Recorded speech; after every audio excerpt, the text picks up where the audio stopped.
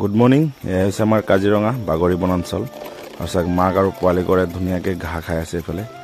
আৰু এয়া হ'ল বিল আপোনালোক বাগৰিৰ ৱেষ্টাৰ্ণত আহিলে প্ৰথমতে বিলখন দেখা পাব আৰু চাওক জিপচিবিলাক এনেকৈ গৈ আছে ঘন কুঁৱলীৰ মাজত একদম ৰাতিপুৱাৰ সময়ত আৰু আমাৰ আগত হাতী এটা বনৰীয়া হাতী ৰৈ আছে ৰাস্তাত ভেটা দি আগতো নাযায় পিছতো নাযায় একদম ৰাস্তাৰ মাজত আৰু আমি এতিয়া 10-15 মিনিট ধৰি ইয়াতে ফচি আছোঁ আপোনালোকে চাওক যা যা যা যাগে বহুত সময় হল নহয় আমি আগত যাব লাগিব আকৌ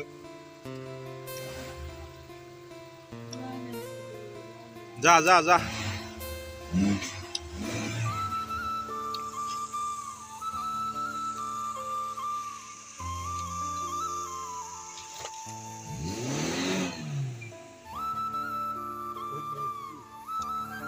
নাযায় কি কৰি আছে বাপৰে আৰু জীপ চাফাৰী কৰিলে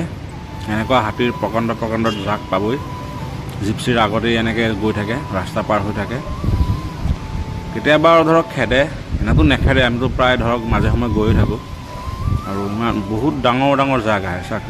এইটো জাক নহ'লেও 60-70টা একেলগে হাতী পাৰ হৈয়ে আছে কেতিয়াবাৰ প্ৰায় এনেকৈ আপোনালোক দেখা পাবই কাজিৰঙালৈ আহিলে